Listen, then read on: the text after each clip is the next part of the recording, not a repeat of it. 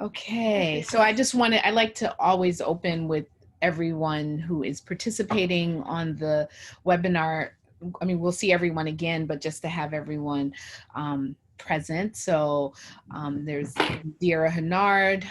I will introduce everyone individually, but and Luz Marquez Bimbo, Esther Arma, Tajmika Tarak. Is it Tarak or Tarok? Tarak. Tarak, okay, all right, Tarak.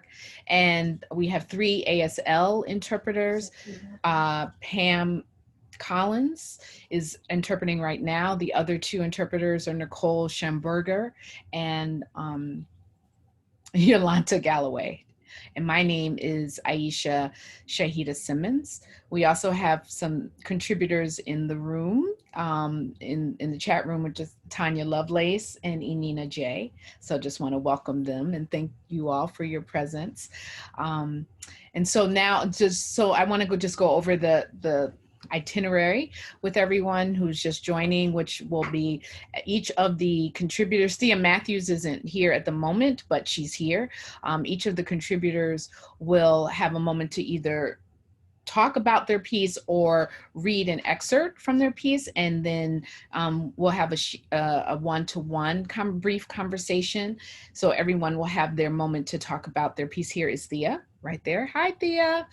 And then we'll all come back and talk collectively.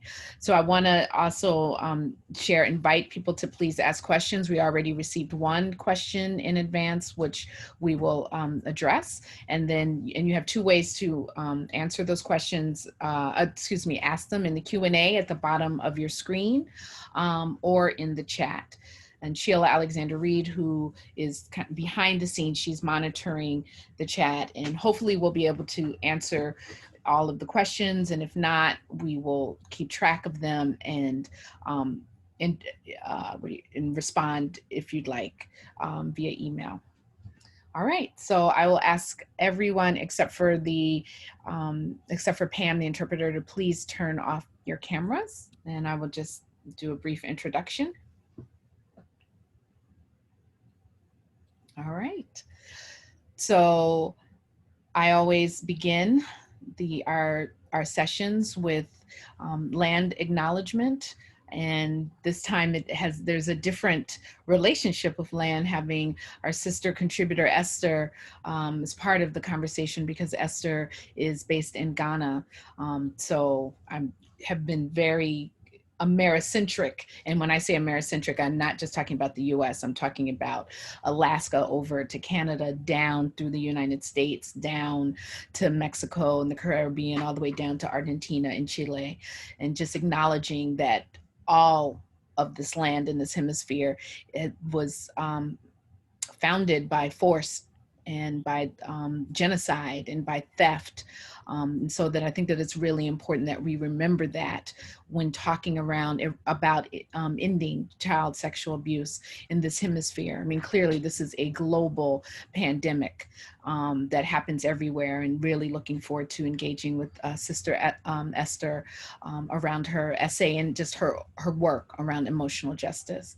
But just really believing it's important, and also acknowledging I hate calling it the slave trade, but just the enslavement of African people, the hundreds of thousands, millions who were brought over to this entire hemisphere against our will and in bondage. So when we think about this hemisphere, again, from Alaska all the way down to Chile, we have to remember that blood is dripping everywhere.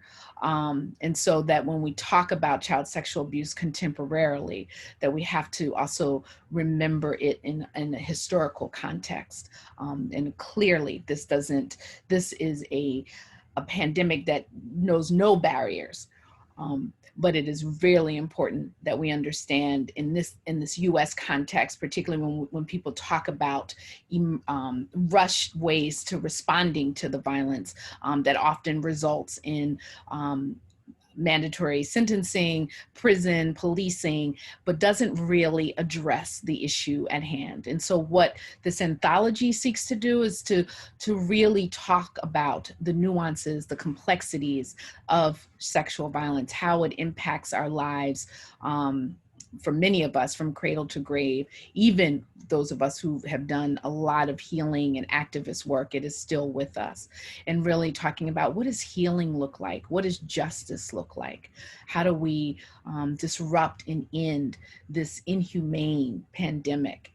And can we do it in our lifetime? And if not, what is the work that we can do so that we move the needle further along, so that one day there will be a generation that will look back and say, wow, people did that to children, to women, to men, to boys, to trans folks, to gender non-binary people, that people did that. And so that's what I'd like for us to think about.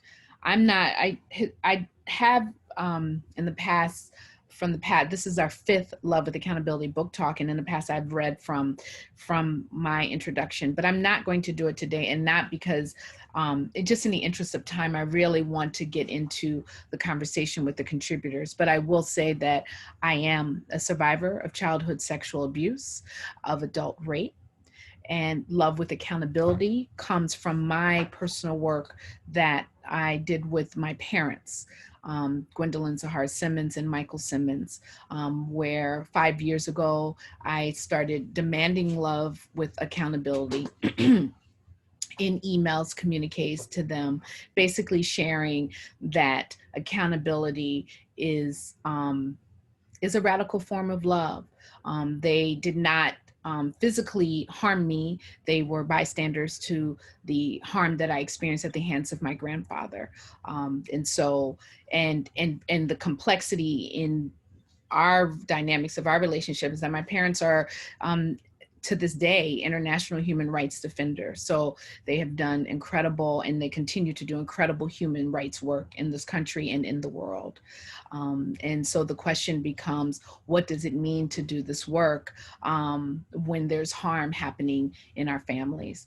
My mother is one of the contributors to the anthology, and she writes about it. She's the only out public bystander in the anthology talking about her and my father's role in not addressing the harm when I told them that I was being abused as a child. And so really grateful for her work to do that, and grateful for our healing work together. And the 3 of us, that my parents are divorced, have done this work as well.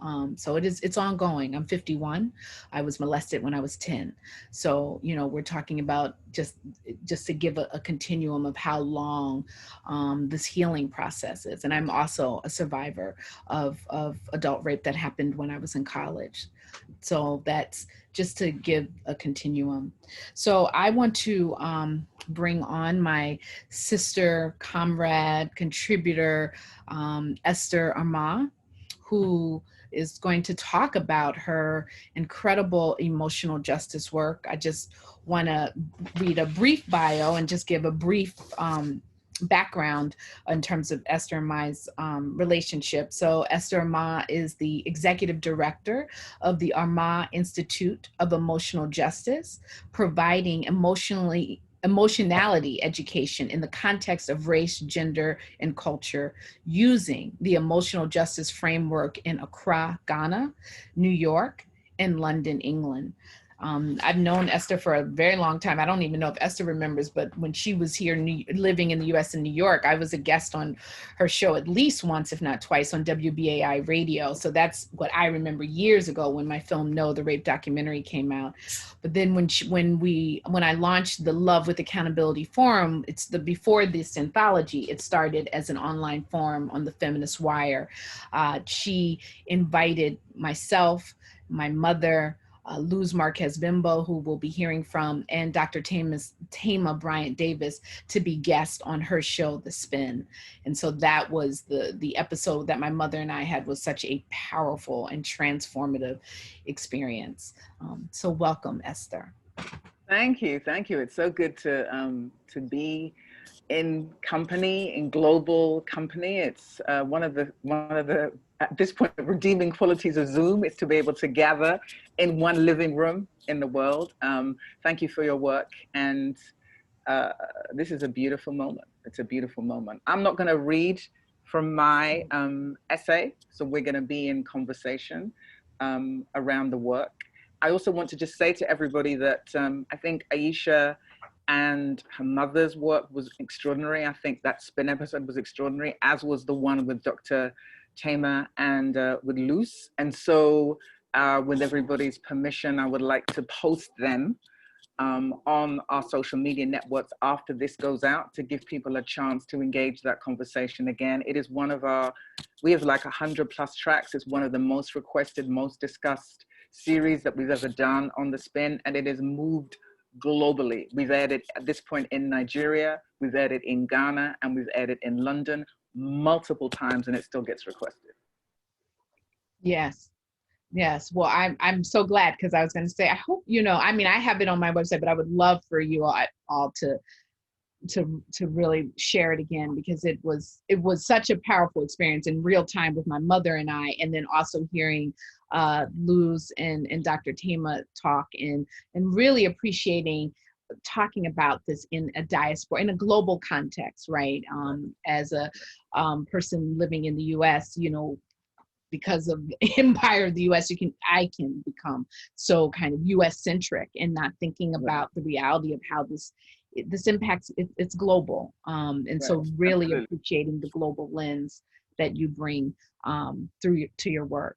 And so I mean, your essay is such a powerful essay. You've been posting excerpts from it today, and just really would love for you to talk about emotional justice, Esther. Yeah. Thank you so much. So I start off by saying that I am not a survivor of child sexual abuse. I come to this work as an activist working globally. As Aisha explained, I was born in London. My family is Ghanaian. They were activists who worked in the independence movement there in Ghana before Kwame Nkrumah became the president. We were then exiled and kicked out of Ghana. We ended up in London. I moved to New York and lived in New York for 8 years. And I've lived and worked in different parts of Africa, here in Ghana, which is where I am now, in Nigeria, in South Africa, in Kenya, in Lesotho. And I named those places because each of them has a specific contribution to this work that I created, emotional justice, and how I think about our emotionality as a connected global Black people. So my essay in the anthology is called Colliding Traumas. And that title is specifically about exploring what I call in emotional justice, this legacy of untreated trauma due to the global histories and their contemporary manifestations that made and created such an intimate relationship with violence for Black people. And that whilst I sit here and speak to you from Accra, Ghana, having lived in New York for 8 years, having lived in London for 10, and I claim each of those cities as home, part of what emotional justice recognizes is that white supremacy has shaped all of our particular Blacknesses, no matter where we are globally. And that may create particularities or peculiarities. So we talk about American Blackness, a British Blackness, an African Blackness, but the connective tissue is the foundation of white supremacy. For emotional justice here in Ghana, it was very specifically about sexual violence, particularly within school settings.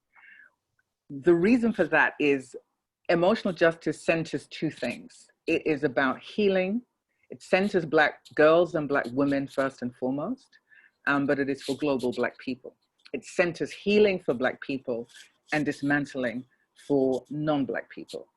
And the specific importance of it when it comes to sexual violence is that here in Ghana, very often there is a process around dealing with sexual violence. There is a coming together of family, of community, there is an engagement. There's often an admission, but all of it centers, privileges, and prioritizes the perpetrator. And in emotional justice, we have a term, we call it emotional patriarchy, which is when society caters and bows down to the feelings of men. And that's what happens here in Ghana. That process means that what families will argue is that you cannot say there wasn't an accountability because there was an admission that, quote unquote, sex happened, which is where the problem begins, because it is defined as sex, which then implies that it's consensual. And the voice of the survivor is rewritten. So she, very often it's the she, may have told the story of what has happened, and then that story is literally rewritten in her presence as something that is not violent, as something that is consensual, and as something that has to be seen in the context of the future of the perpetrator. What emotional justice invites us to do is reckon with the ways that we practice what we define as accountability, because so often it is this emotional patriarchy. How is this going to affect the life of the person who committed the violence? What does it mean for them? And that centering, emotional justice starts with the decentering of the perpetrator and the centering of the survivor. But it defines our healing spaces as complex and complicated, because so often the traumatized may also be the traumatizer. So often there is so much complicity within the community. We know from all the research and from our stories that these are intimate reckonings within community, within family, among those who are supposed to love and protect and look after us in particular ways. And so emotional justice is about saying our accountability process is a complex one. It centers the, not just the stories and listening to survivors, but hearing them. And hearing them means we have to be willing to travel through a whole gamut of emotions: anger, rejection, wailing, rage, all of those things, to get to the point where you can hear the experience of a survivor. It recognized that you cannot either deadline or sideline healing, that it is a place that we have to return to again and again and again in order to ensure and to recognize that there is the trauma of the actual sexual violation, and then there's the legacy of the trauma from that incident.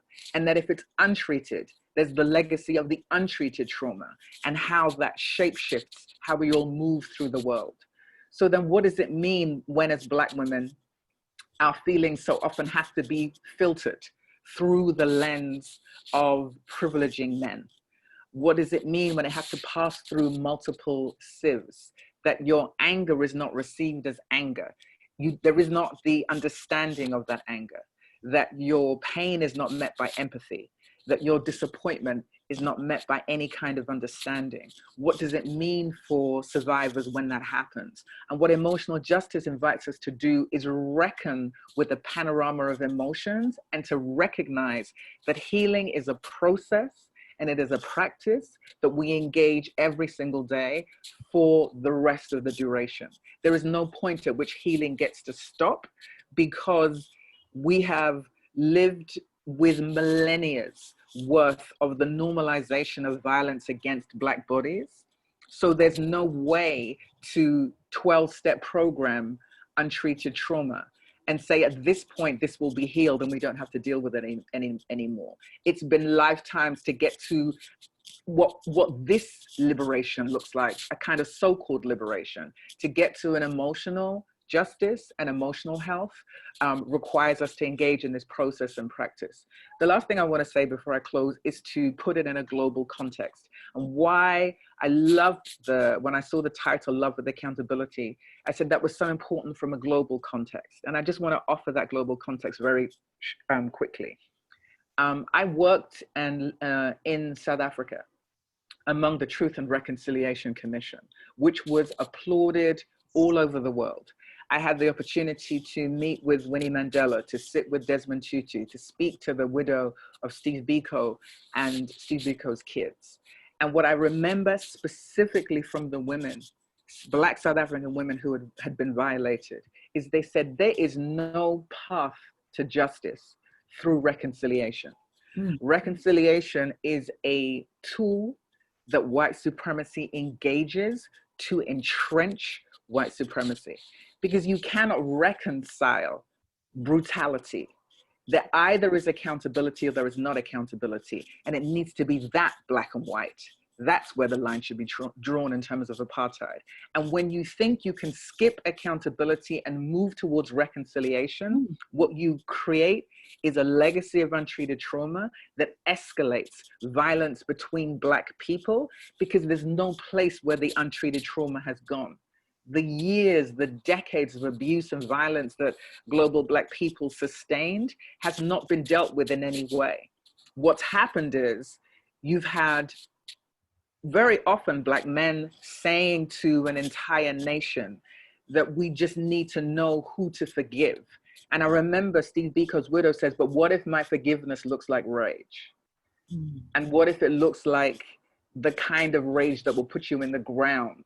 Because that's what enables me to get up the next day and not put someone else in the ground because my child isn't here, because of what white supremacy has done to my child. And what that process did for me was it forced me to think about the complexity of the panorama of global Black emotions within global Black bodies, and require that our healing tables and our healing process allows for the complexity of Blackness and encourages us to create and hold space for complexities that we sometimes don't understand, don't agree with, take issue with, but to keep making, creating, and holding that space to allow survivors' voices to be heard, and to bring the traumatizers back to the table and require that there's specific behavior change and moderation in order to create some kind of safety for another generation. Ultimately, emotional justice is recognizing that there is no such thing as an easy healing, but there always will be a powerful healing as long as we stay committed to doing the work. And to recognize that as a global Black people, we are holding hands, knowing that we are connected by this particular continent, but the white supremacy of each region where our bodies ended up has shaped how we engage and relate to that Blackness. And we have to come to the healing table being willing to hold space for that differentiation of Blackness, in order that there isn't the kind of fight that takes us away from what does it look like to deal with sexual violence and its legacy. Emotional justice is absolutely the future, and it enables us to have not just a process and a practice, but a possibility of a sexual violence-free future. Thank you. Thank you, Esther. I could go on, but I can't. But thank you. And I had the opportunity to be an election observer for the South African elections in 1994.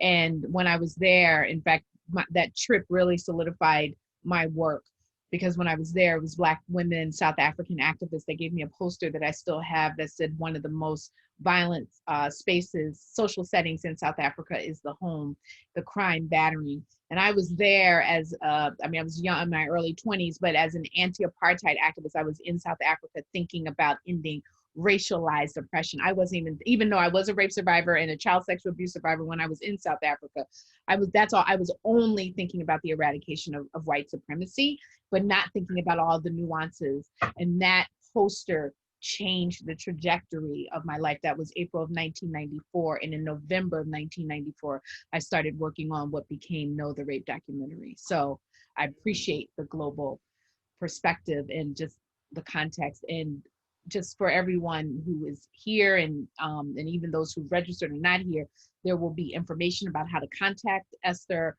including her incredible emotional justice work.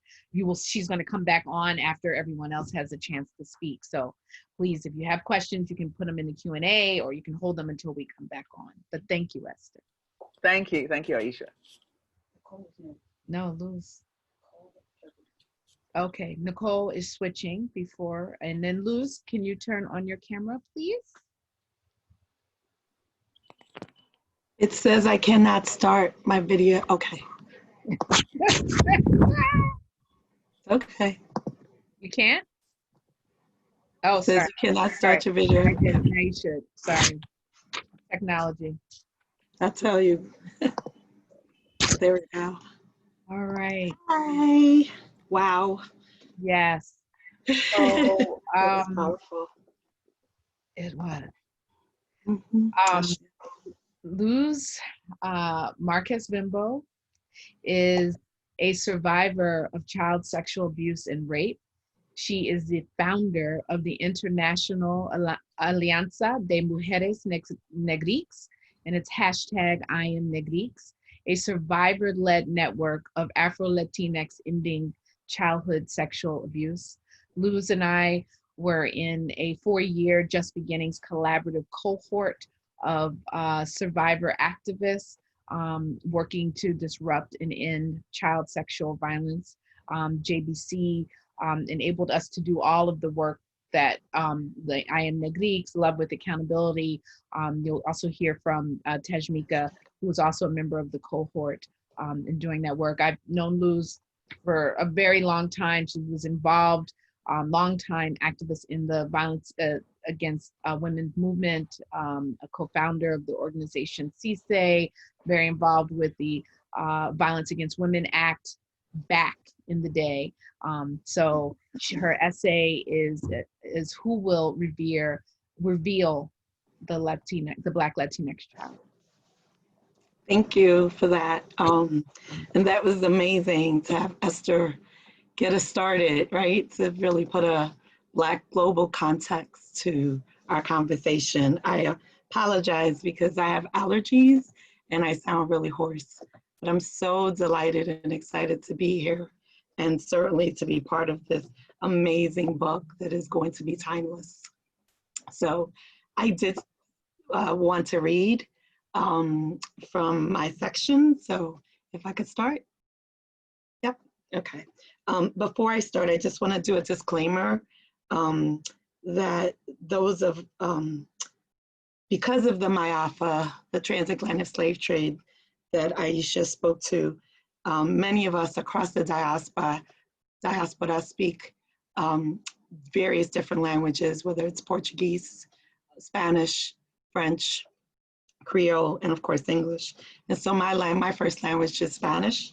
My people, while we come from Africa, were uprooted and left and brought to Puerto Rico.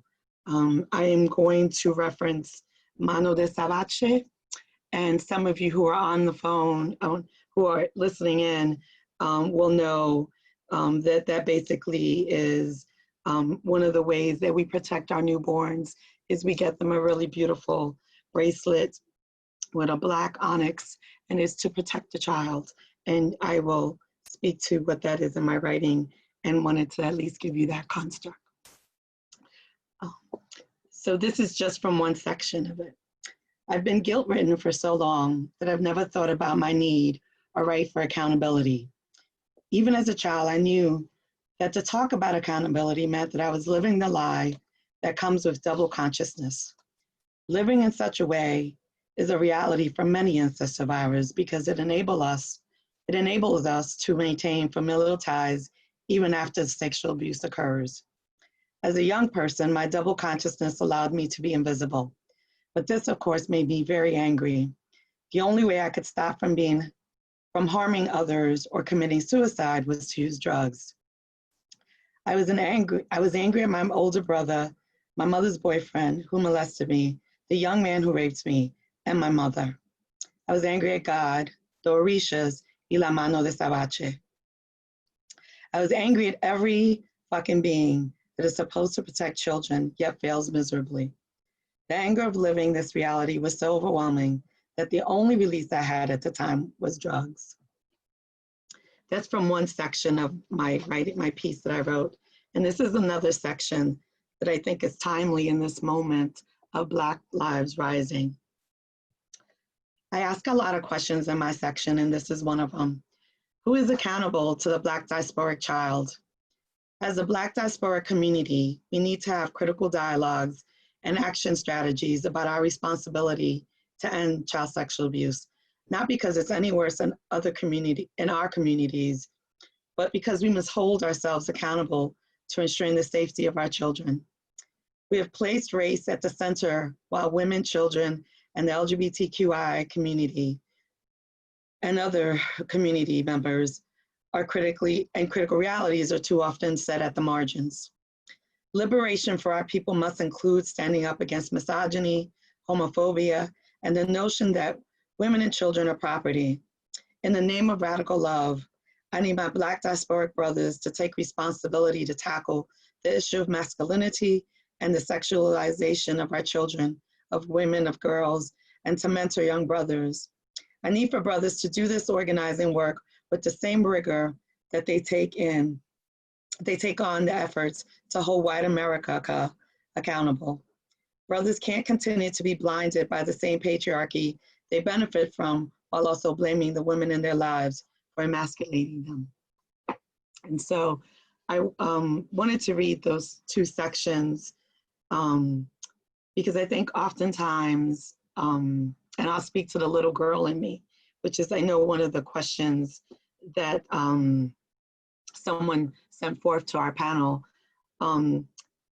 is that oftentimes when people see us as an adult survivors, they forget that we were children at one point. I often, when I talk, show a picture of myself at the age of 7, at the age of 12, and at the age of 14. And those ages are critical because those were the ages at which I remember all of the abuses that I experienced. And so for me, letting go of that guilt was the beginning, letting go of that guilt and also realizing, and that is just recent because Aisha asked me to write for this in the midst of our fellowship, which was from 2016 to 2019. So I've never answered this question of who's accountable to Luce. I was very much raised to be the dutiful daughter, to care for everyone, and that my needs came last, my voice came last. And so writing that piece, specifically calling to task the adults around me, even our faith and our beliefs, to say, how could this have happened to me? How could folks have let this happen to me? And so that's why I read this, is because I have to work really hard at connecting to that little girl in me and not just rushing through life and not being accountable to her. And I read the last piece of my writing. I didn't know we would be at this moment of Black Rising, but I think many of us saw that it was coming. And it's in this moment of our communities globally, not just in the States, but in my homeland of Puerto Rico, throughout Latin America, and wherever Black lives are, and rising to hold this country accountable to the policing or the injustices of law enforcement and the criminal justice system. And it's interesting because as I, in my small little town of upstate New York, Troy, New York to be exact, as we do this work, we're constantly holding a balance between our personal safety as those who are organizing in terms of the men and the people we come in contact with, as well as our community's safety as it comes to the injustices at the hands of police.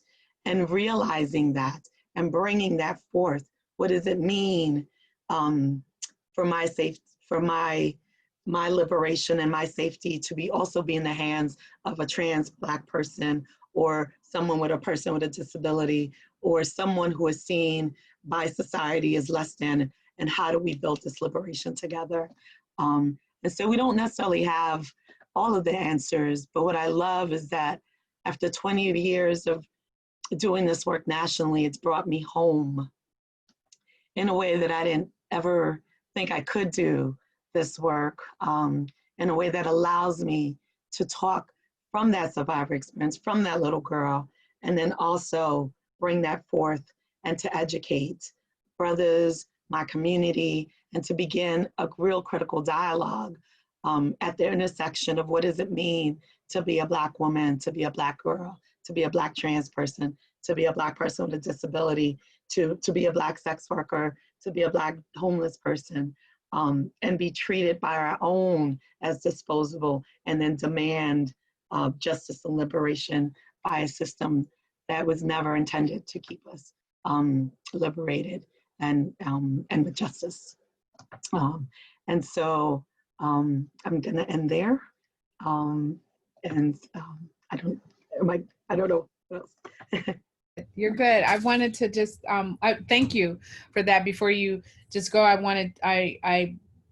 wanted to just share in the closing lines of what you wrote, Luz, where when you wrote, when we Black diasporic people are not accountable to each other for ending child sexual abuse in our communities, we burden Black children's bodies and psyches with the responsibility of carrying their unacknowledged sexual trauma as they simultaneously spend a lifetime carrying all that vile white supremacist toxicity. This was my reality as a 7-year-old Black Latinx child. I didn't think that I was worthy of holding anyone accountable for my safety, including my family, while also navigating a toxic world. And I wanted to share that because and what you were just sharing around this, that work. And I think and this is what, Esther was just talking about, and how do we, and we can talk about this when we all come back, hold all of these complexities. Like, so as I opened, and we all know that child sexual abuse, it happens everywhere. Like there's no place where it's not happening. And then in this like just heightened, intense, wretched time that all of us are in, where we're just keep reminded of lies upon lies upon lies being told at the federal the federal government, but then also when we are literally afraid to, we cannot go to police. And not that I want to, I'm not advocating for that, but that it is so critical that we do this work for the children, for ourselves, the inner children within ourselves, and for the children in our communities, because there isn't a safe space outside of the communities. And unfortunately, right now, there aren't many safe spaces within. So we have to do that work. Absolutely. And thank you for reading that part, because I'm sure it's not just happening in upstate New York or in my beautiful state of New York, which I love, but all across the country, we're seeing how young people are showing us the abuses, right? Like through street violence, through gun violence, through drug addiction, through just constant harm. They're telling us, they're crying out, and we're not listening. And we keep on thinking that the answer to this is in the criminal justice system. And it isn't. The answer is in making space and centering our children so that we can hear them, and that we can hear them even with their pants down, that we can hear them even when they swear. That, there's this thing that we wait for the kids to come up to us with a suit and a tie and to be like, all like academic sounding, and then we'll listen to them. And it's like, no, because that's not what it's gonna look like. It could look like that for some people, but for many of us, it doesn't look like that. If somebody had waited for me to approach, I'd be dead. And so no, what it looks like is in the many ways we hear it through hip hop, or we see it through graffiti, or we see it in the way that they dress and how they show up. And so if we pay attention and we listen to that, and we make space to that and less judging of that, we can probably get to the many stories, because I do believe that child sexual abuse is at that root. And so thank you for reading that and for reminding me of that, because I really do think that that is the conversation that needs to happen in this moment. Thank you, Luz. Thank you. So, Indira, please. Nicole, are you okay? Do we need to switch? Okay. Okay, sorry, excuse me. Indira, okay, great. All right, you're muted. Okay, so Indira Hennard, another sister contributor, is the executive director of the DC Rape Crisis Center, which is the oldest rape crisis center in the country. and she's been doing sexual violence work for 20 years. I've known, have had the opportunity to collaborate and work with Indira over the years, been really blessed to partner with DC Rape Crisis Center and just their transformative work that they provide throughout the district and then by extension nationally. Indira and Luz co-hosted a roundtable around child sexual abuse. Was that 2 years ago or last year? It's just, time is just moving. So just the incredible work. So Indira is going to read an excerpt from her chapter. I'm going to come off and then I'll come back on. But just welcome, Indira. Thank you. Thank you so much, Aisha. It's such a high honor to be in community and to be in this space with so many of my sister comrades in the movement. I feel like it's a family reunion, and eternally grateful to be included in this one-of-a-kind anthology. So thank you so much. I am going to do a little bit of reading and then share a few things. Silent No More, the unheard echoes of childhood sexual abuse in the African American community. When I think of my childhood, I think of growing up Black. My grandmother raised me. My father was not in the picture, and my mother was in the picture part-time. I spent long summers in the Deep South with my cousins and great aunts and uncles that I saw a couple of times a year. I was in church multiple times a week. It was the village that raised me and the church that sustained me. I learned at the tender age of 9 that when your innocence is lost, the world never looks the same again. As an adult woman, I struggled to reconcile with the little girl self embodied in the adult woman that I am today. I want to reparent the little girl within. I want my childhood back. I want my innocence back. I want to feel loved and be loved for the little girl I was, the woman I am, and the daughter I will always be. I stand broken but still usable. I had to fight not just to survive the trauma, but also to survive life. However, I have learned that my greatest tragedy in life will not be my greatest highlight in life. I often wonder when my soul is tired and my heart cries, what does compassion and healing look like for the little girl who was once lost and is now trying to be found? These are the thoughts that come to me as I reflect on the countless number of childhood sexual abuse survivors that I have journeyed with over the years. Further, they remind me of the many roles that I embody of healer, activist, social worker, professor, friend, daughter, and sister. However, while each of these roles have shaped and continue to shape who I am today in unique ways, the role that has allowed me to think about and continue to cultivate this work of ending sexual violence in a new way is my current role as the executive director of the DC Rape Crisis Center. As the center celebrates its 48th year of continued service, I am not only thinking about the state of sexual violence in our country today, but also the work that still needs to be done as it relates to ending sexual violence. There are still so many missing gaps in so many areas that can and should be focused on. What has become especially apparent to me in this Me Too era is that there is critical work we must do before we are able to adequately talk about sexual violence. We must develop a vocabulary that strengthens our voice in order to name sexual violence, to define sexual violence, and most importantly, to break the silence on sexual violence. There is so much power in words as they have the ability to influence the consciousness of a nation, bringing voice to the voiceless and serving as a moral compass for all those who value the sacredness of human dignity.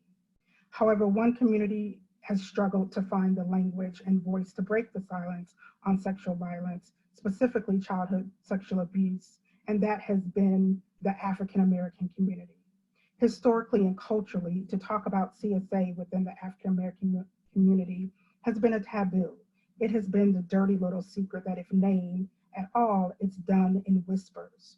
There is a multi-generation unspoken code within African American families that enforces the collective belief that we do not air our dirty laundry in public. The secret is not only kept in-house, but also often unacknowledged and kept in silence in the house. To fully examine, to the extent that we need to, childhood within the African American community, we must build a container of safety to hold these complex conversations and emotions that will arise, but also practice compassionate accountability. Compassionate accountability is going to look different for each individual and family. However, for the purposes of this discussion, compassionate accountability looks at the following: building language around sexual violence to be able to name and define your experience, fully examining how sexual violence and racial injustice are irrevocably linked and threaded into the moral fabric of this country, calling in others instead of calling out others about sexual harm that is being done in our communities and families. We have to hold each other accountable before we can hold outsiders accountable. Creating sacred relationships with each other that honor and acknowledge the harm that has been done while also making room for healing. Looking at alternative forms of healing through the lens of restorative justice. What I know for certain is that if you don't heal from what cut you, you will bleed on the people who did not hurt you. Through compassionate accountability, we can honor our wounds and stop the bleeding. If it takes a village to raise a child, it will take compassionate accountability to heal a family and by extension, a community. Healing is possible, and we must always remember that there is no straight path to healing. Thank you. Thank you. Thank you, Indira. So I wanted to, as someone who is probably working around the clock in the pandemics within the pandemics within the pandemics, we're dealing with COVID, racial injustice, and then sexual violence, which always seems to get left on the back burner in these moments. And just talking about that work that you are leading as the executive director of the DC Rape Crisis Center, and particularly in the context of child sexual abuse. One of the things that I observed is that we don't really want to talk about it. Like, we'll talk and not, we don't want to talk about we don't want to talk about sexual violence. Let me be very clear, but but that when we talk about child sexual abuse, especially within the family, there's just we're coming up against a steel wall, and just would love for you to talk about that. Yeah, so you are absolutely right. Childhood sexual abuse is one of the least things that is talked about within the continuum of gender-based violence.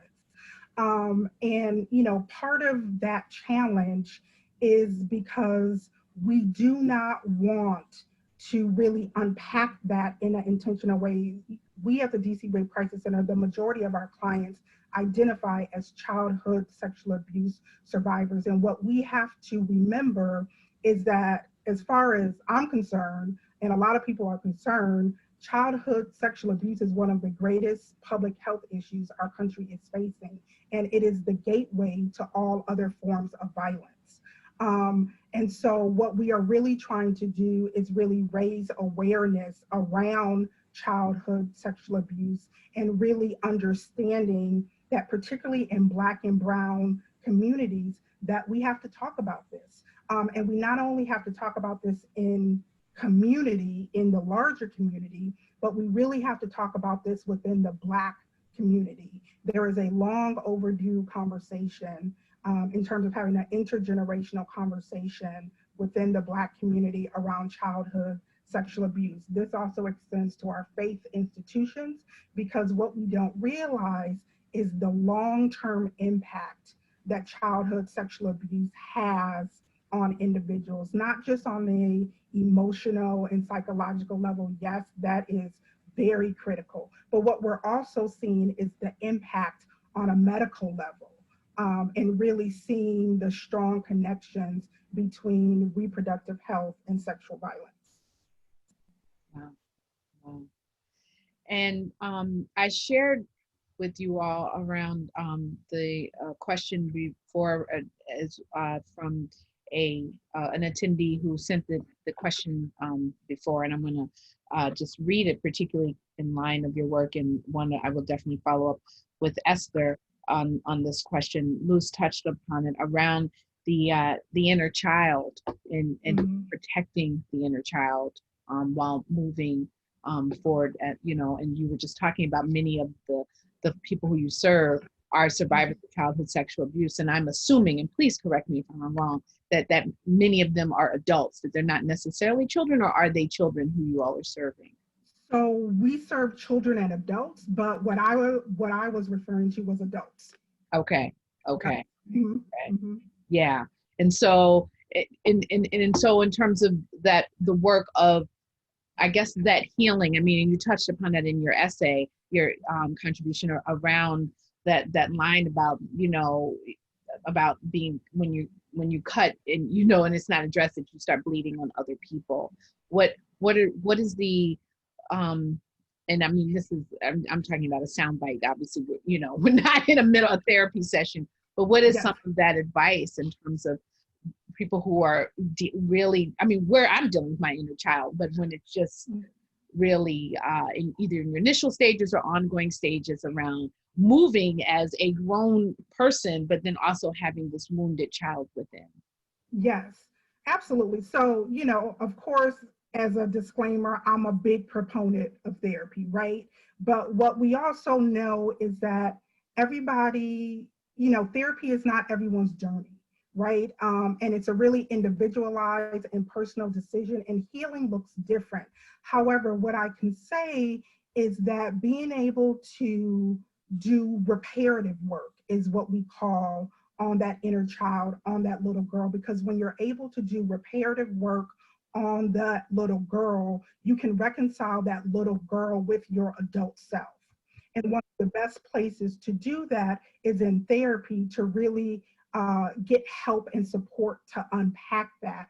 Because what we also know is that when you are trying to reconcile your little girl self with your adult self, that little girl needs to know that she is loved, and she needs to know that she didn't do anything wrong. And what is the voice of that little girl, that what she wanted to say that she can't say now, right?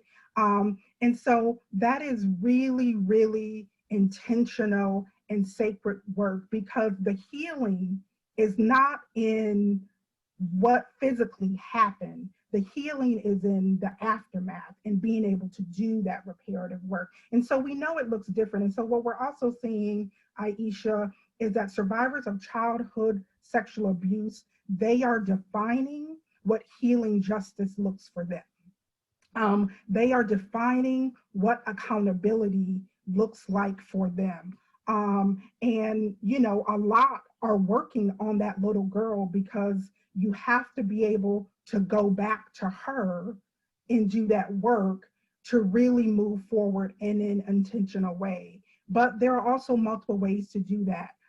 Therapy is one path, but there are multiple paths. And so what we believe at the DC Rape Crisis Center is we create multiple paths to healing. And what I like to say is healing is not a sprint, it is a marathon. It is long, it is hard. And we want to create a healing buffet, as I like to call it. So if you want therapy, or if you believe in Buddha, or kind of whatever your healing justice modalities are, there's multiple pathways to be able to heal that little girl. Thank you. Thank you. Well, I'm going to bring Thea on, and thank you. We'll bring you back soon. So thank you. And we're going to, before Thea, you start, we're going to switch interpreters, and Yolanta is going to come on. Thank you. So Thea Matthews is a poet, author, and scholar based in Brooklyn, transplant from Cali. Real. Yeah. Her work has appeared in Atlanta Review, Acentos Review, The Rumpus, and others.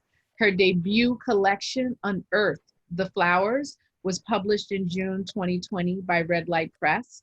I met Thea several years ago, I think in the beginning of the Just Beginnings, my fellowship with Just Beginnings, when she was writing her thesis on sexual violence and healing. And from there, we just stayed connected, and I've been just inspired and moved by her poetry and activism.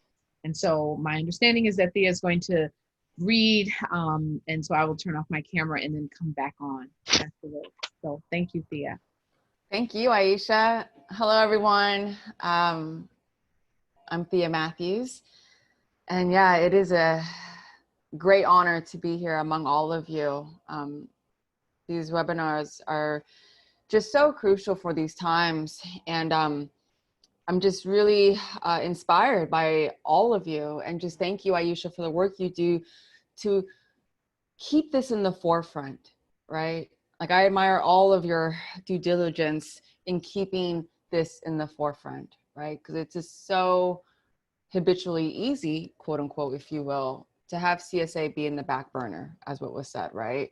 To have it be something that's just lurking somewhere on the sidelines, behind the scenes, and not really getting the attention it needs, right? And so I have some poems. I'll read from What is in Love with Accountability, but I want to start with this new poem that I wrote today. It's very new, and it definitely speaks to the premise of why we're all here. And this is inspired by M. Nobesi Philip, who is a phenomenal African writer, activist. And this is a poem she wrote, was The Book of Uncommon Prayer. And so this poem that I'm about to read is inspired by that. And new, keep in mind. I do not know length of fire. Mother, forgive. Most merciful Mother, forgive. These secrets in my belly do not hold names, only men who stole body. Forgive them, forgive them, forgive him. I am here, still, a scorching esophagus, an enraged, blazed sword of charred carnage, a hazy sky, a copper sun. One day, I believe, we will all know the promises. What does it mean to have justice without state intervention, without the interrogation of body, without the dismissal of spirit? Forgive me. I have used my blades of grass as blades used to sever spirits, young and tormented, tortured like me. The hurt, and yet what was done must be reprimanded with love, with accountability. I do believe to heal is the antonym of hurt. Mother, forgive. Father, brother, sister, this daughter. The weight of the past is a resolution for another moment in time, where to admit the wrongs is to rectify the situation. I am willing to listen, admit, embrace responsibility. And the poem that's in Love with Accountability, digging at the roots of child sexual abuse, I have Lilac, which is in this poetry collection of mine, Unearth the Flowers, that recently came out and is available. And this poem, and I guess as a poet, activist, one who likes to play with words, if you will, art, period. But I guess I'll just speak to poetry, right? As a poet, how I use the verse at times is to, oh, what am I trying to say here? What I want to say, but it's like I'm trying to edit in my mind, but bottom line, poetry breaks stigma.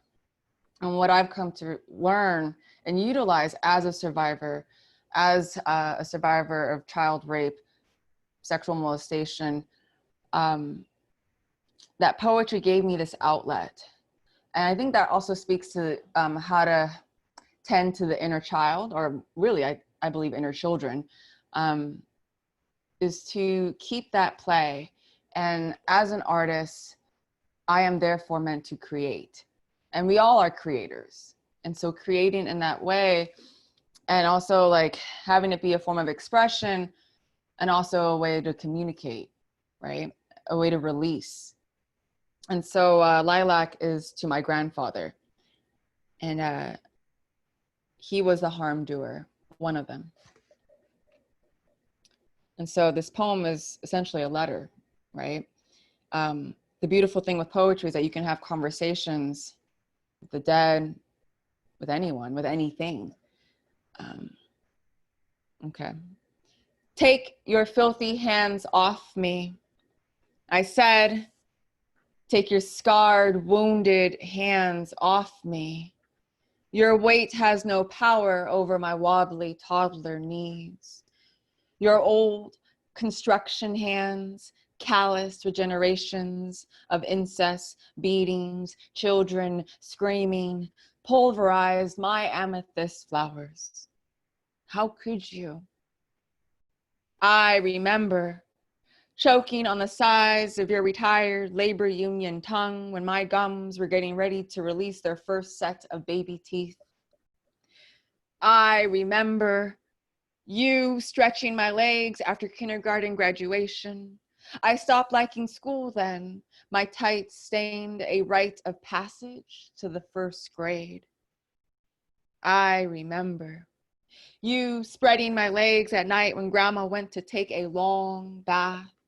Your oldest son pulled the same move, like father, like son, 2 years later. His gallant badge radiated from extinguishing fires. Still, your son, this firefighter, used his hands to burn the lips between my thighs. Yet I survived. A field of lilacs, who runs with the 4 directions. Great Spirit oversees this field. I clear out my throat each time I taste your mucoid saliva. I lose my appetite when I feel your fingers circling my soft areolas. I smudge my body with sage, sweetgrass, rose petals, transmuting your residual sweat into tears leading me to the ocean. I scream into waves. Yemeya holds me. The shoreline salty foam releases my prayers. I dive deep, soar high. I unwind on the spine of a humpback whale. Her oscillating muffled words travel miles. Her cryptic tones swirl violet within my aura. I declare, you have no power over me. You have no power over me. You have no power over me. When dawn breaks, I rise in the direction of the east. I pick up shovel and seeds. I sow, I weep. I sow, I weep. I sow, I weep. For many moons, I renew an ethereal field of lilacs. Swallowtail butterflies rest on petals, pulsating purpureal shades of violet. Leaves dance while oak trees wave their arms in celebration. At last, I return to where I first saw her, where I first see me as a little girl, and where I tell her, I love you. I've always loved you, and I never left you. She roams in this field. She rests in power. And I go on and give an outro. And I think I'll just kind of give like a brief overview on this. We're essentially, and I'll read the last maybe, is that accountability must first and foremost come from within, right? And I think that's kind of echoed from the poem I opened with. And practicing the acts of love with accountability ultimately ensures the personal as well as sociocultural transformation many of us seek in this world. It wasn't until I was willing to look at myself and take responsibility more for my life and the actions I then committed, right, with years of untreated trauma. It wasn't until I took responsibility and had the willingness to, where I could really, like, I don't know, I guess like feel more on my, like more on the journey, if that makes sense. I mean, I think it's a practice, as what was said, and it's definitely a marathon, and it's not an overnight matter at all, right? And I think as I continue to do the work with accountability, like love with accountability, recognizing too this sense of compassion and taking more into consideration the past of individuals that have harmed me. And recently I wrote letters to my grandfather and to my uncle. Those were primarily the two family members that sexually assaulted me repeatedly as a child, to say and to recognize that I dehumanized them, and have essentially stripped away their humanity, and to acknowledge that I love them, you know, which I haven't for years, was really a remarkable experience, and a spiritual one as well. And to say, I forgive you, right? And I think forgiveness along the lines of justice is also a practice, right? It's a journey. How I feel today can change, right? Depending on my mood. And so, or what I'm feeling, right? And so, yeah, that's what I would like to share with all of you. Thank you. Thank you. Thank you. Every time it's not like I hear you read this poem often, the Lilac's poem, but I think this may be my third or fourth time, and it's just like, it takes my breath away. The power of poetry. And really grateful for the poets featured, you and Enina J. I mean, there are many poets. Tanya Lovelace has poetry, but just really appreciative of the ways in which we express ourselves, and really appreciated how you said, you know, you can write a poem to anyone. And I'm curious, Thea, around, there was something that you wrote that sticks out, and it says that you wrote, I don't need an apology to actually heal. And I was thinking, I mean, I've been thinking a lot about that, and then just hearing this news around you writing your grandfather and uncle. Are they ancestors, or are they still here, the letters? Yeah, my grandfather's dead. My uncle, I believe he's still alive. We just have a very much estranged relationship. Got you. So these were just kind of letters that you didn't necessarily give them, you wrote them. I gave to the ocean. All right, Ashe. Yeah. And when you shared that you dehumanized them, could you elaborate on that? Yeah, in a sense of judgment, right? Of discrediting their own traumatic childhoods. And not really fully putting into context the degree of harm and hurt that they've had to endure in their lifetime. And that doesn't excuse, right, the heinous acts at all. What I've just come to experience is that it definitely does soften my heart, though. Like because just for years, my heart was so hardened by what was done. And to see them as just, okay, like hurt people, and to pray, really, like to wish, like, for their well-being and like for them to heal, was also really helpful. But the dehumanizing is like just the insulting of name calling and just passing judgment, and in many ways trying to find ways to like just degrade them in some way, and just like they're human. Thank you. I want to talk about that more, and I really want to bring Esther in. But got to bring Tajmika on so she can, and so we will continue. So thank you, Thea. Thank you. Yolanta, are you good? All right.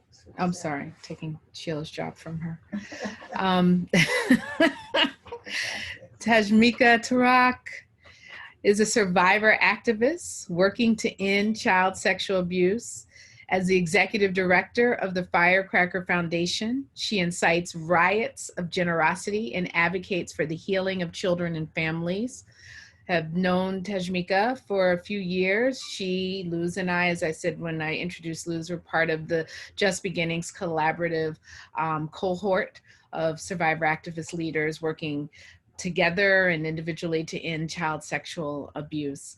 And the Firecracker Foundation just celebrated their 7th anniversary. They are based in Lansing, Michigan, and really doing radical work there. So Tajmika is going to read from her chapter, Casting Aspersions, and then I will come back. Thank you. Thank you so much. Can you hear me? Barely. Can you speak up? Barely. Maybe I'll just take my earbuds out. Can you hear me better?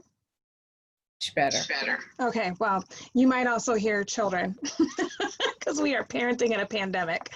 So first of all, thank you so much, Aisha, for including me. Just to be invited to participate in this book was an honor, but to share space with all of these remarkable people over many years through our work, but also to now be a collective that are featured in this book feels so special. And I'm just so honored by all of your brilliant, brilliant work. So I just wanted to say thank you first. I'm reading a small section from Casting Aspersions. We know that we cannot incarcerate, ostracize, or shame our way toward ending child sexual abuse. Violent responses do not prevent child rape or the trafficking of our Black and brown children. Focusing our prevention efforts on the behaviors of the survivor rather than the rape culture our children exist within will not get us the results we desperately need. It is time to consider where interventions might take place for those who might harm children. Teens who do not have an understanding of bodily autonomy and consent will not respect the bodies of others. There is no national movement to make services available for people who have caused harm or who are contemplating sexual violence towards children. There are not enough publicly accessible accountability support groups or cognitive behavioral therapy programs in service of changing the behavior of perpetrators of sexual violence. Why do we always lay the burden of ending sexual violence at the feet of those who have survived it? So when I think about this invitation to, first of all, have a conversation about how we have experienced child sexual abuse as survivors, but also what we're thinking about in terms of ending it, I think about how often survivors are the ones at the table bearing the brunt of not just the violence, but also the brunt of changing the system and the harms that are happening. And so as I was reading through my piece and trying to figure out what part I wanted to read, I was just thinking about how timely it is to have a conversation about the culture and how even as we all sit here, we're thinking about defunding the police, and we're thinking about how survivors are being lifted up as the reason why we need law enforcement and the reason why we need prisons and the reason why we need people to be punished. And I think a lot about my own father as a survivor. We are both survivors. My father is now an ancestor. He passed away when I was 8. But I have these recollections of the shame that he felt. And I remember always thinking, always, no matter how I felt about what had happened to me or what he had done or how I experienced it, I just always knew that he didn't want to be the person that he was, and that there were moments of deep shame about the things that he had done to me. And I always think about what it would have been like if we had lived in a world at that time where asking for help would not have meant violence for him. And again, I say the same as Thea said, that doesn't excuse what he did and how he harmed me and the impact of that. But it makes me curious about what can happen moving forward. What are the possibilities when we can respond in a way that doesn't create more violence and more harm? And as we look at law enforcement and interactions with the state as a place that becomes a trigger point, not just for injustice and harm, but also for more sexual violence. I'm sitting with that a lot right now, is really having conversations with people in my community and within the systems that I work in about where can we pare this back, because we know that this is causing more harm. We know that it isn't ending child sexual abuse. We know that in some ways it's actually causing more harm, like the prison industrial complex, the police state is actually causing more sexual violence. more than it is preventing it. And so if we know these things, then how are we shifting it? And how is it that people who are not necessarily survivors can actually show up? And what do we need from them? So these are just things that I'm really navigating and thinking about a lot right now. And for many people, it's new because, again, child sexual abuse and rape is the reason that people use to justify a police force. So I'm thinking a lot about transformative justice at our, at the Firecracker Foundation. We're thinking a lot about how do we integrate transformative justice in the work that we do with children who are survivors of child sexual abuse. How do we integrate restorative justice as an option? What are we thinking about? What does justice even look like if a child is asking for it within a system that is within work that lives, with the state, sort of. So it's just all I don't have any answers, just in case you were hoping for me to be like, oh, you asked a lot of questions, here's the answers. I know that what we're doing is not working. I know that we can honor the dignity of children in a different way. I know that we can honor the dignity of people who cause harm in a different way.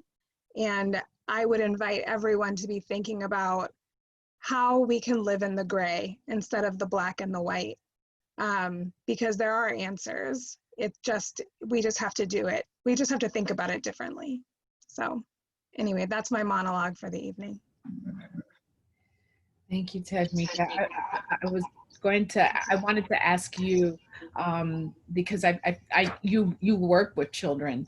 I mean, you also work with adults, but just really thinking about that, because my work, Love with Accountability, it's all adult survivors of child sexual abuse. And what really struck me was when you were just like, what does justice look like when children are asking for help? And if you could just talk a little bit about just the work that you're doing with children who are survivors. Well, I think it's important to understand that not every child reports because they don't want to be involved with the state. Because at a certain age, they become aware, and sometimes that's leveraged against them, right? In the process of grooming, their perpetrator might say to them, if you tell anyone, I will go to jail, I will go to prison, your family will be torn apart, we will be, if we're undocumented, we're going to be deported, and all of that is going to be your fault. And so a lot of children just make the choice, even though we know that this is not a choice, but they're electing to choose what, it's like the devil you know versus the devil you don't know. And so I think sometimes when we're talking about prevention and we're talking about mandated reporting, we're not thinking about the fact that children are also scared of these systems. Children also often don't want harm to come to the person who is hurting them. And so, there are a lot of teens who also, when we're working with teens, also deserve the time it takes to process those decisions, to think about, we do pod mapping. For those of you who do pod mapping or are aware of that, Mia Mingus and the Bay Area Transformative Justice Collective has created a system that helps people identify who their pod people are. Who can you call on when you've done harm, and who can you call on when someone has harmed you? So we've actually sat down with teens who are about to make a report or who are thinking about making a report and talk to them about who is supporting them through that process and how do we ready ourselves for something that is going to be difficult and may cause more harm and that they might need more support for. So it's complicated, and also we can take the time we need with children to support them through that process rather than kind of throwing them to the wolves, because we also know that with children, once we make if we are mandated reporters, depending on the state that you're in, once that report happens, children do not have any more power than they did before they made the report. Decisions are made by adults and by the prosecuting attorney's office, and things that move forward just move forward. So if we really do want to think about the autonomy of children and how do we keep them safe while also not re-traumatizing them or causing more harm, we need to dig a little bit deeper because we're not quite there yet. Oh, I'm on mute. I have one quick question. I'm going to ask you to ask answer quickly so I can just bring everyone out. From Enina J, and she asked, were you aware and conscious of your father's shame as the 8-year-old, or is this in retrospect as an adult? No, I knew it as a child because he would pray to make him stop. I remember him doing that. I remember him apologizing and promising that it was the last time. So it was a very conscious thing that was very present with us both during that time. Thank you. So stay on, Tashmika, and I want to invite, and we're going to do an interpreter switch and invite all of the contributors to please turn on your cameras and mics.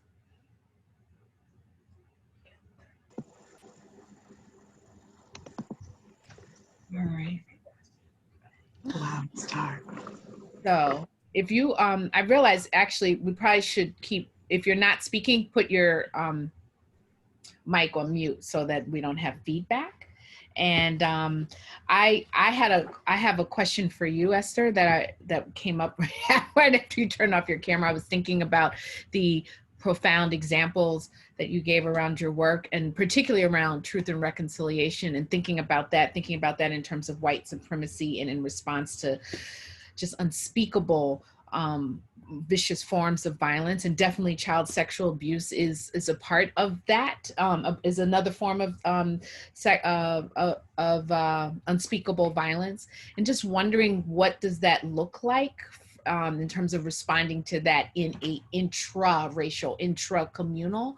Like, I experienced that it's easier, so to speak, to express our rage when it is the outsider, being the cops, the white police, the prison system, the coming in, attacking us, because we're a quote unquote united front. But what happens when the enemy is within, or the harm doer is within? Right. Such an important question.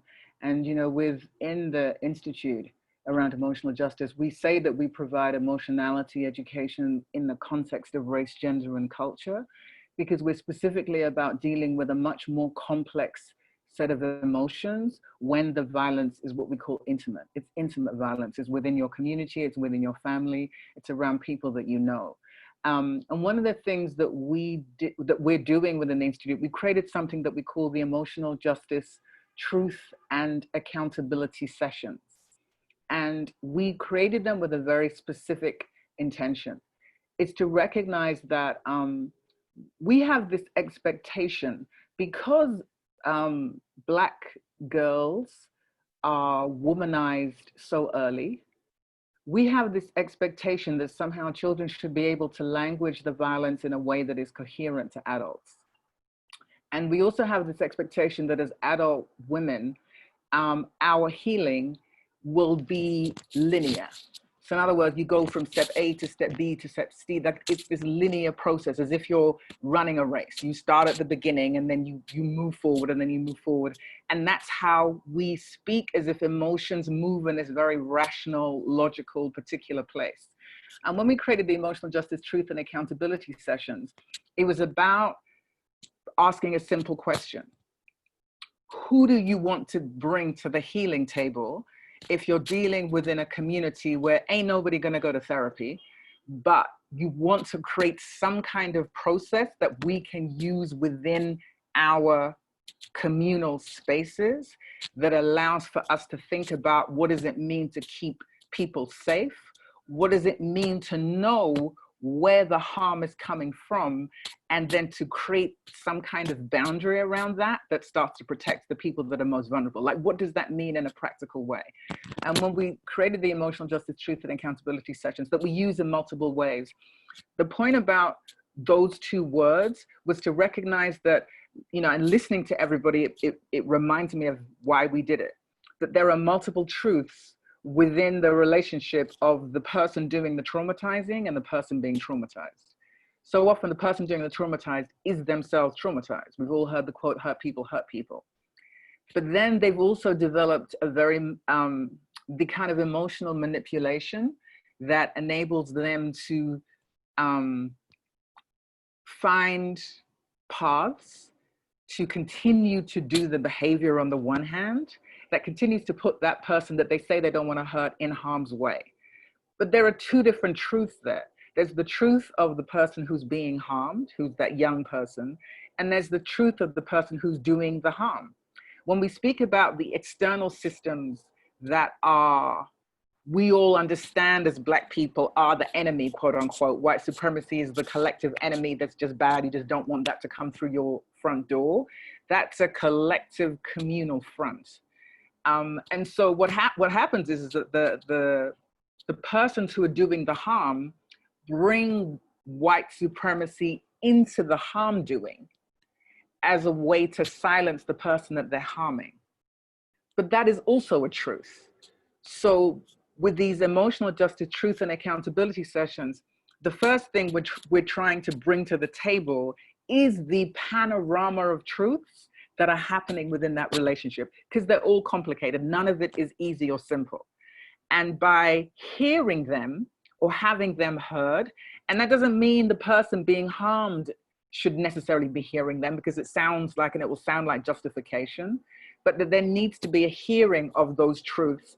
And then accountability needs to be something that the community physically creates, because if you're not going to separate families, if that's not going to be one of the things that we're thinking about, and separation, I'm talking about being taken away out of the community, out of the family, being taken to prison. If you're not going to do that, what are the forms of accountability that we are highlighting?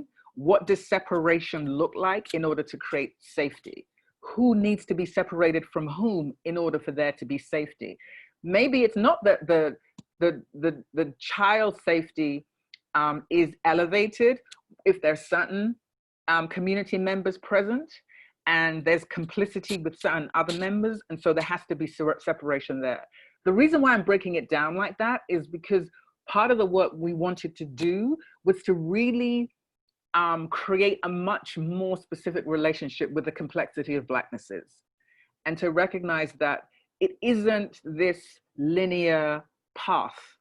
It's not going to be that for us, but that doesn't mean that we don't build something that will absolutely feel messy, because there's no way to navigate this kind of trauma outside of messiness.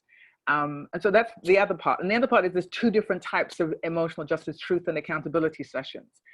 If you're dealing with somebody who's still young and still in the community, there's a different language that you have to engage and speak.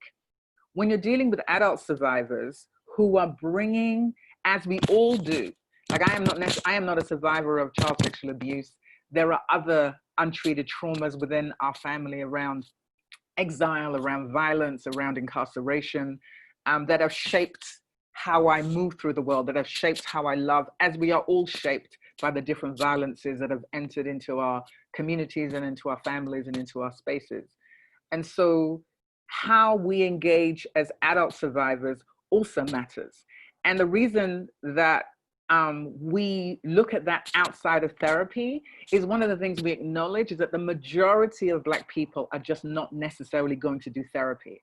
It's not in any way a negation of that. I've done therapy. I think therapy is massively helpful. But in moving through the global Black world and just realizing people want to come together and find a way to figure this out, but they're not necessarily going to go to any system that they know brings violence. And it brings violence primarily to the men, which puts women and girls in a position of protecting where the overt harm is coming. And in overtly protecting their bodies, they then begin an intimate silencing of their own harm. It becomes this weird tag team because of the nature of the way white supremacy works. So the emotional justice framework was about always saying, first and foremost, we're dealing with intra-communal violence, what we call our intimate relationship with violence and its complexity. And the reason we say that it's an ongoing session that doesn't have any deadline or timeline, there's no point at which you say this is over, because you may want to practice forgiveness, but it may be 20 years and you're still not there. But you still want to be able to be around your community and members of your own family. Whereas what has happened is, because the burden has been so much on survivors to do all the work, it's ended up with them being the ones separated from family members. It's been the ones them separated from all the ritual and the ceremony and all the things that make family family. What does it mean if we say in emotional justice, you center the person who is most vulnerable? So we're going to both gender and race that. So if you're centering little Black girls and little brown girls, if you're centering their well-being, what is the truth and accountability process that we wrap around them that secures them first? How does it change the conversation we have with the men in a community who are harm doers? And if there are women in that space who are complicit, if there are women who are harm doers, if there are men who are complicit, the whole space shifts if you decide that you're going to censor little Black girls and you're going to censor Black women. And I think that part of, as Black women, we have been nurtured to practice intimately, overtly, intellectually, ideologically, emotionally, emotional patriarchy. We've been nurtured to protect, to privilege, to prioritize, and to center the feelings of men. And so we can speak very compassionately about the harm that they have suffered as they do harm. That is not necessarily a compassion that is reciprocal. How do we create space to require that? To require that compassion be the centered emotion that's primarily focused to the person that's being harmed. Also recognizing that the way they language that harm may not necessarily make sense, because how it happens and how somebody articulates it is two different things. And I think that sometimes what happens is we have this expectation that we will be kind of eloquent and erudite and clear about what the harm is, what it looks like, what it feels like. And we're not allowing space for emotions to actually be emotions in the bodies of Black women. And what we're doing and the work we're doing with emotional justice is saying that you cannot ask of adults or children to be emotionally who they are ideologically, intellectually, and educationally, because they've done a whole bunch of work to get educated and they've done a whole bunch of work to develop an ideology. That's probably not the case when it comes to their emotionality. So time matters. Giving someone's time, giving somebody time, centering that Black woman, that Black girl, and creating this truth and accountability session. And we call them sessions as opposed to commission. Again, taking the example of what happened in South Africa. The commission had a beginning and it had an end. That is not the reality of how Black people live. If somebody was assaulted at 6, the idea that they have a commission at 12 and then it's done, it's just not true. And I'm listening to you, Aisha, I'm listening to Luz, I'm listening to you explain how it's 10 years, 20 years, 30 years, 40 years, you're still walking through it. So we can't deadline Black girls and Black women's healing. And by not deadlining it, by requiring that we have ongoing sessions, we then offer ourselves an opportunity to educate generations of family through ongoing sessions. And how we engage and exchange with that is as familial as the harm doing is. Because when people say that there's silencing about the abuse, I would say that's not necessarily true, because people always know. How they share what they know is often complex, but there's always some kind of knowledge, suspicion issue. It's always there. And so I hope that offers some kind of clarity in terms of the answer. It's a bit long-winded. No, thank you. So I want to open it up for Thea and Indira and Luz and Tajmika to also join in on the conversation. I did want to, for those, I did ask Luz and Indira and Tajmika, I want to read the question that was sent in advance, and she asked, as a survivor of child sexual abuse myself, I've just realized many of my most toxic behaviors are linked to my traumatized inner child. How can I begin to rebuild that relationship with her and put her first without letting her completely take over my conscious personality? I've noticed when I begin to address the neglect of my inner child, I act a little immature and recklessly childish. I want to let her know she's safe, but I also need to move on and be a professional, appropriate adult. And And so I feel like some of the responses from the survivors have we've talked about that, but if any of you would like to respond some more, Thea or Tajmika, I see you turned off your. Yeah, if it's okay, I just have a little story share that I feel like fits with this.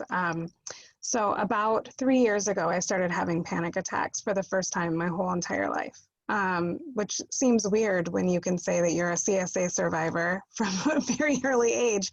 And then suddenly in my late 30s, I started having panic attacks. And it has slowly just become a part of my normative experience it feels very random. I promise there's a reason I'm sharing this. And just a few weeks ago, while doing something really important, or it felt really important, a week of things I really wanted to get done, I just got sideswiped out of nowhere. I wasn't exhausted. I hadn't talked about any triggering stories. I just couldn't understand why it happened. And I fought it for a day. And by fighting it, I mean, I took a bubble bath, I went for a walk, I ate really healthy. I was like, no, we are going to manage this crisis like Olivia Pope. I am gonna fix this panic attack. It is gonna be over as soon as I do all these healthy things, and it still didn't go away. And the next day I was like, I'm just gonna cancel a few meetings, I'm gonna rest, and it still didn't go away. And then about the third day, I was like, you know what? Fuck this shit. I have a panic attack. My body is saying, dear one, you need a minute. Like, I love you. We are in panic. We are in crisis. And for me, when I think about my inner child and how symptoms arise, I think it is an opportunity for me to take myself into my own arms and just love on myself, and not from a space of like, I'm going to manage this crisis. I have a trigger box that my therapist has given me. No, like those things are, whatever, we do those things. But for me, it was really about integrating, like that little child is me and I am that little child. And that my whole humanity, when I am suffering, deserves to be tended to. And I think when I hear that question, I think about how we think of ourselves as separate from the child that experienced those things. And I am not separate from that child. I'm an older version of that child who is still tending to some of those wounds. And also I've created a culture in my life where I was able to say to people, hi, hello, I know that I am normally extremely efficient and on top of all of the things, but I am having panic attacks this week and I need to take a break. And I had a community around me that was like, let me drop off a bottle of wine, which just so you know, I do not recommend wine with panic attacks. I didn't drink it because it doesn't help me. But just like people who are able to love me while I was loving myself. And so I think what I'm saying is that you deserve grace and self-kindness and self-tending. And to love on yourself as that child who has felt that harm, and that is not unprofessional to feel pain. It isn't, and I know there are ramifications, so I also want to name that, yes, there are ramifications for the ways, whether positive, negative, whatever, we can't control everything that comes from that, but it is not unprofessional, it is not unkept, it is not undeserving to actually be able to experience and find the space we need to heal. It is actually, for me, it feels like an ancestral calling. Like it's literally my job during my time on earth to heal myself so that my children are more whole. It just feels like a thing that is urgent and necessary. Yeah, so that's what I would say about that.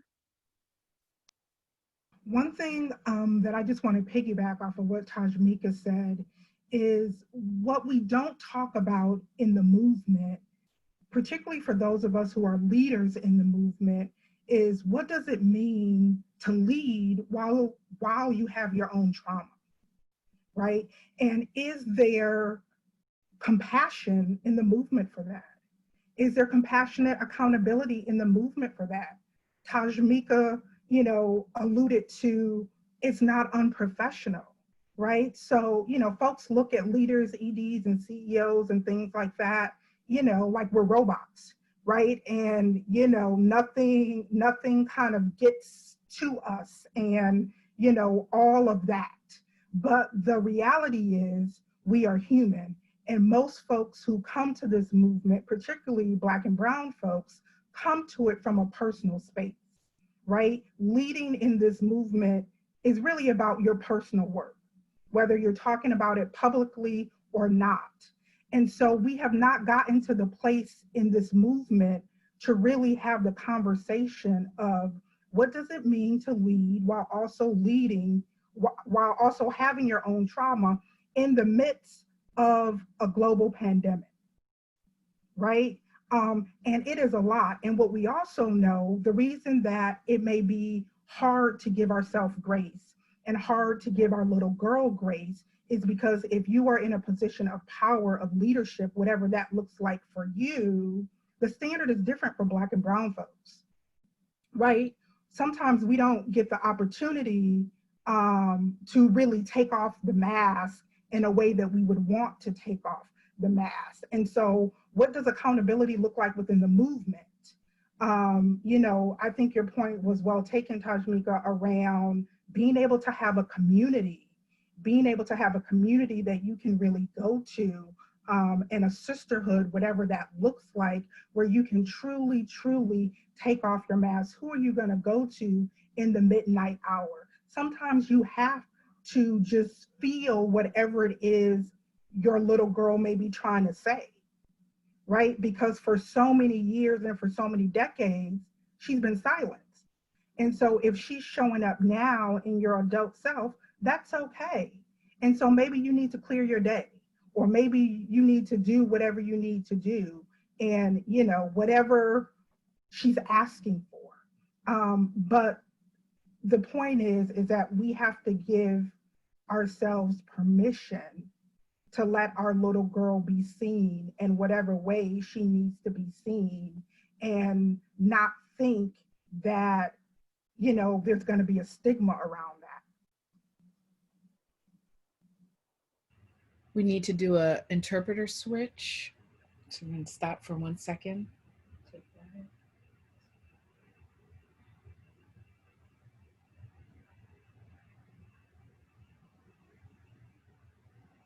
Luz or Thea, did you all want to? I'm sorry, no pressure to, but I just wanted to make sure if you all had anything. You know, as I was listening, I mean, there's a lot that has been said, and I can easily echo, and it's a journey, I think, you know, I mean, coming from a place where in many ways my needs were neglected, it's not like an overnight affair, right? To like suddenly embrace and recognize my needs. It takes years. It has taken me years, and I'm still in it of what is my needs? Like, what are my needs? What is a need? And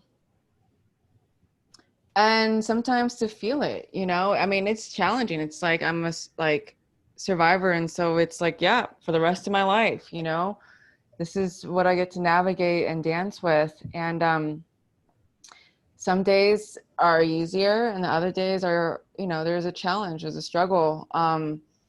I can definitely relate to like symptoms emerging years after the fact of like panic attacks too. Anxiety. I think in terms of tending to the inner children, a lot of it I think is just like almost like writing it out, if that makes sense. Like, you know, I have complex post-traumatic stress disorder and borderline personality disorder. And that is brutal, like to navigate borderline. And so when that question is posed of like the recklessness and the childishness, it's like, yeah, I mean, I'm living it right now. And it's like, don't shame, like there's no healing, like healing cannot be done in shame. Bottom line, harsh judgment and weaponizing like, I should be acting a certain way. I should be doing this. I should be doing that. And shit, beating myself up for what I think I'm not doing is not going to help me. And so I think it's just a journey of like, okay, I got past this association. Great. navigating panic attacks, check. And then like kind of like the mood swings, like it's kind of just writing it out, and like it's hard to make peace with the body and with the mind that I'm left with. That's just kind of how it is sometimes. And so it's just like, don't drink, don't die, show up, take a shower, get in your bed, brush teeth, keep it simple, show up to class, class is over. Like, it's like trudging. Like, sometimes being a survivor is being a soldier for your own life.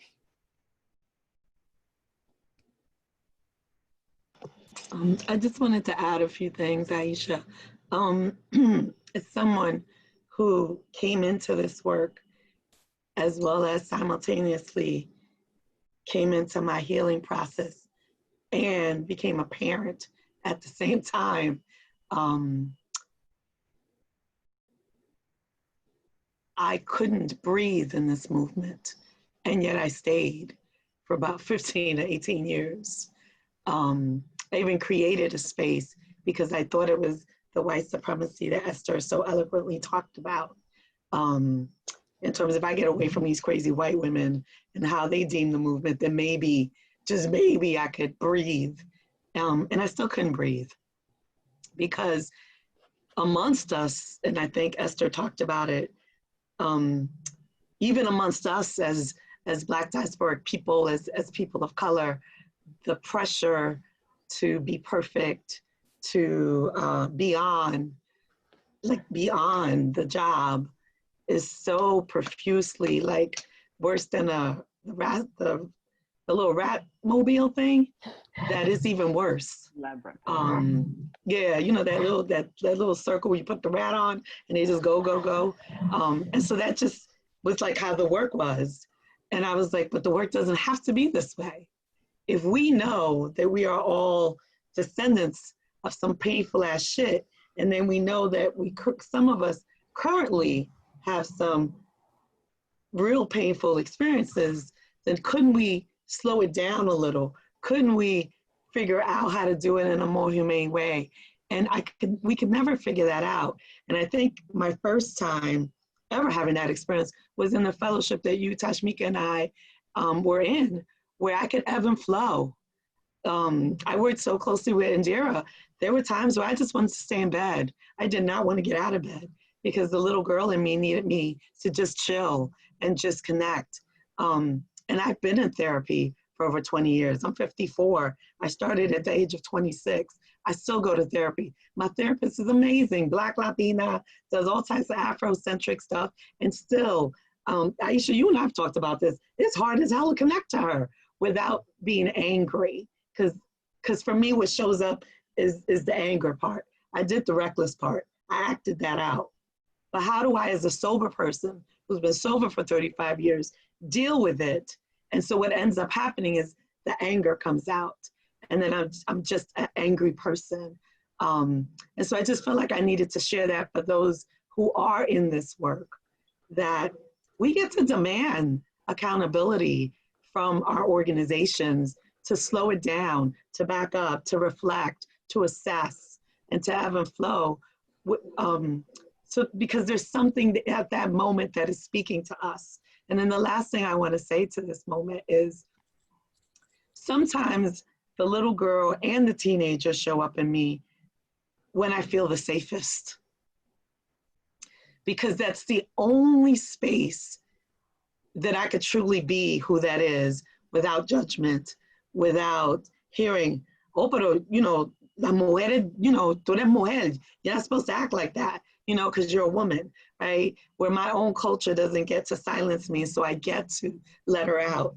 And so I've only become clear of that in the last 5 years. And then I say, I'm feeling safe. There's something being told here. So I'll either write, or I'll talk to a friend, or I'll text my therapist, or I'll find a way to get it out so I can be reminded of it, because I too have PTSD, and I'll disassociate like a motherfucker in a heartbeat just to survive. But I'm working really hard on staying present. And so do these things to try to help remind me. And so I wanted to say those two things related for what it is. Thank you, Luz. And I just want to say I'm here in moderator mode, but I, and I just am trying to hold myself together, but I deal with PTSD, I deal with rage, I deal with, I guess maybe panic isn't a form of anxiety, or anxiety is a form of panic. I deal with all of it, and it is heightened in this moment because what I recognize, and I understand that there are many people who aren't able to work a shelter in place at home. So it is tragically a privilege and not a right for all of us. But because I'm usually on the go, traveling all the time, that there are these ways that I wasn't even aware of that I was able to escape. And now I'm with Aisha and Sheila 24/7, 365, bless Sheila. And I've done 28 years of therapy, 17 years of meditation, and all of that is, I think, keeping me moving on some level. But I just really had to come face to face with like, oh, you're right here. There you go. And here you are in the house all of the time, with the exception of the grocery store or something like that. I recognize that there's 7 minutes left, and there's a question here that I'm going to read out. There's 2 questions. Okay, I just see. Okay, there's 2 questions, one in the chat. And the person who is anonymous says, hard to articulate my question on the spot, disclaimer. I heard Indira talk about the buffet of healing. Then I heard Thea talk about Yemaya and giving the letters to the ocean. I hear Tajmika talk about ancestral work. I heard Luz mention the Black onyx adorning children. Sorry, I forgot the name.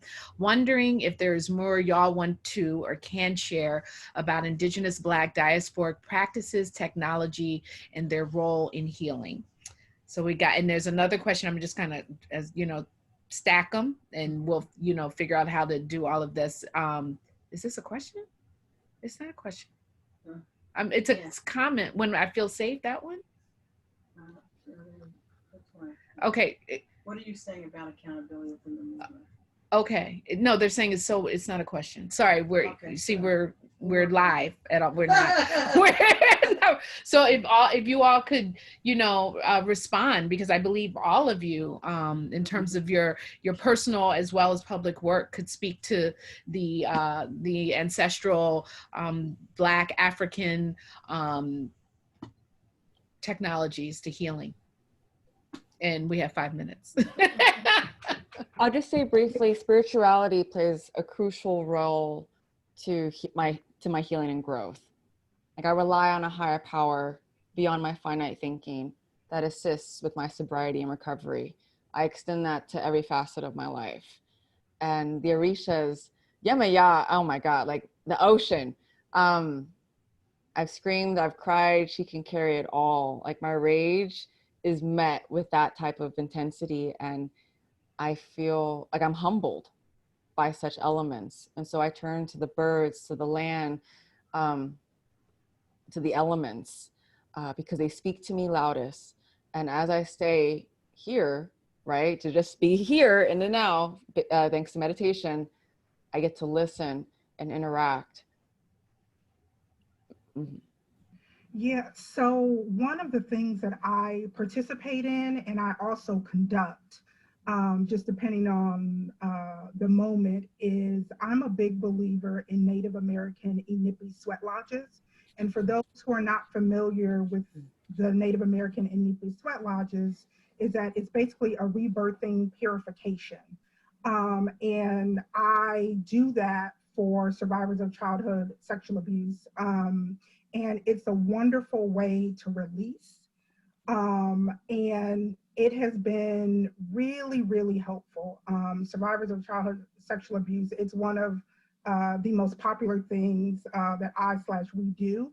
And it's really great because it gives you an opportunity to not just connect with the land and connect with your ancestors, but it really gives you an opportunity to work on those issues around your trauma that you are stuck with. Another kind of great ceremonial type activity, so to speak, is despacho ceremonies, where you're able to kind of create an altar, so to speak, and really release the things that you want to release as it relates to your trauma. But, you know, again, as I mentioned earlier, the healing buffet, this stuff is hard, and it's yucky and mucky and all of that. And so whether it's sage or Palo Santo or Luce loves the Florida water, she carries it in her purse. Love it. When we are out in the movement at conferences, we can depend on Luce for the Florida water. So, you know, whatever you're needing in order to kind of get through your healing process. But, you know, I also encourage folks to explore, right, what works for them and what works for that, you know, and what works for others. One thing about the Native American Inupi Sweat Lodge is that it's a dome structure that's really hot. It's like 124-degree temperature. And so part of the release is that you're releasing toxins and things of that nature. So it's a really powerful ceremony that I have conducted and participated in for a good over 10 years. So, yeah. Oh, sorry, I was, you know, I was just gonna say that I just really trust my spirit. You know, I find that I'm exploring constantly because I have been mostly disconnected from practices like many Black and Brown people across the diaspora. So I have just been, you know, being open to what spirit brings me. And I don't want to offer more than that because it's really interesting to find your own buffet and fill it yourself. And listen to your elders and ask questions and read and follow one deity to the next and one essential oil to the next, you know, and then, you know, because not everything is going to call to you. Not everything that calls to me is meant for you. And I think that it's even more important as survivors because we are constantly with our own machetes, right? Cutting our own path. And so I wouldn't want you to just start walking down my path like, you know, be open and trust your spirit to know what it is that needs to be there for you in whatever moment. I was just gonna, yeah. oh, sorry. Sorry, Esther, did you want to go? I'll defer. I think I want to honor the space for those of you as survivors to share what it is that you do. The only thing that I would say is, as somebody who lives in Ghana, we don't say Yemoja, but the ocean and our relationship to it, in emotional justice, we call it the unshed tears of the Middle Passage. And we say first and foremost, no matter what you choose to follow, be most gentle with yourself. So often we reserve that gentleness for other people, be most gentle with ourselves. I think Black women in particular are nurtured to have very powerful relationships with shame and judgment as ways of protecting harm doers. And so one of a major spiritual shift is the idea of tenderness towards your body, towards your emotions, towards your spirit, and create a specific practice of that, and to decide what that looks like in little short bursts to get used to it and then to expand it as you need it. I was just gonna quickly add that my fellowship, my JBC fellowship didn't start off to be focused on my whole self as I was turning 50, but it became that. And it became a space for those of us who are adult survivors of child sexual abuse who identify as Black racially and represent the Latin America and the Caribbean. And it was interesting because I was able to hold listening circles with many people. But when I narrowed it down to the 45 people who were exactly Afro-Latinas or Afro-Caribbean or Afro-descendant period, or African-American, many of them had not necessarily disclosed to a system, and many of them were in and out of therapy, but all of them practiced some connection, not just to the waters, but as Black people, to the earth, to the air, to every part of nature as a way to reconnect with that which was lost, not just in their lifetime, but in their ancestors' lifetime. And so many did speak about the Orishas, and I'm not ordained in any way, but I allowed it to happen because it felt like it was really interesting. It felt healing in the moment for people to share these several different practices, and it felt healing in the moment from them to bring those practices into the healing space. So as I grew with each healing center, I brought more and more of those components into the space. And it automatically created a safe space for people. And so now I'm making agua florida. I'm no longer buying it because who knows who the heck I'm making rich, but I'm doing it. And just the practice of it, of doing that, is also spiritually connecting to me. Do you know what I'm saying? You know, touching the earth. You know, when Thea talks about walking, or other people talk about connecting to the body or to the ocean, like there's a spiritual connection to those of us who are of the Black diaspora because of that Ma'afa, because of that slave trade, of all that we have lost or has been tried to be taken away from us, that we are constantly trying to bring back into it. And just speaking from my survivor voice, for a long time I felt broken, and I felt like I needed something else that was out there to make me feel whole, when in fact, in this fellowship, I realized I'm not broken, and that all that is to hold me is within me if I just tap into it. And so again, I'm not necessarily ordained in any Afrocentric, whether it's Yoruba or Ife or Candomblé, or the many different ways, Santeria, that we call it, but to know that if our ancestors used those tools and were able to survive within their times, then therefore using them in this time makes complete sense to me. And so just wanted to share that. And I put a link out to the academic research from those listening circles, where you could find and hear firsthand how survivors talked about that needed very much to be part of whatever work we did, that sense of spirituality and that connection. I just wanted to add really, really quickly that, you know, the idea of survival, which is such a massive part of how we think about violence and harm to Black women, Black girls, and our bodies. I think that part of our work is to recognize that there was a generational inheritance of untreated trauma that was passed down as powerfully as all the ancestral ritual and ceremony and beauty and connection to earth. But that part of our work is that survival was never the ultimate intention for us. And what does it mean to move from having survived to being healing beings? And I say healing rather than healed, like the idea to walk through and healing to be that focus, not in some kind of utopia type reality, but healing being, what does it mean in the movement to center the needs of a survivor, so that if it's a challenging day or a trigger day, or if it's any of those moments, that there are actual resources that have been created that allows you to honor where you are in order that you can move forward and do the next thing. As opposed to, I think what we create is what I call survival packages to just charge through.